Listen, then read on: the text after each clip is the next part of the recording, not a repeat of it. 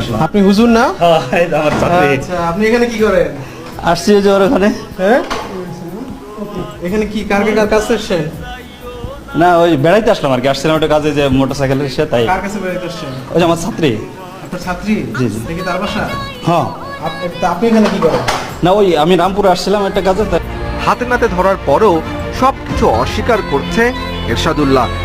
আমার তো এরকম কারোর সাথে কোনো নেই, আমি তো আসলে আসছিলাম এই যে ইসে। আপনি আপনার যতগুলো ছাত্রী আছে প্রত্যেকটা ছাত্রীর সাথে আপনি অনৈতিক সম্পর্ক করেন, সবগুলো রেকর্ড আমাদের কাছে আছে। না, এটা ভুল। আপনি মাদ্রাসার ছাত্রীগুলোর সাথে এইভাবে অনৈতিক সম্পর্ক কেন করেন? না না, আপনার তো স্ত্রী আছে, বাচ্চা সন্তান আছে, কেন করেন? আমি তো এরকম মানে আসলে দুই একজন হয়তো আমার সাথে সম্পর্ক করে। তালাশ টিম সকল প্রমাণ দেওয়ার পর এক পর্যায়ে এরশাদুল্লাহ এক এক করে স্বীকার করতে লাগলো। কয়টার সাথে করেছেন? আমার দু একটা ছাত্রীর সাথে আমার সম্পর্ক তৈরি হয়েছিল। কিভাবে তৈরি হয়েছে? ওরা আমাদের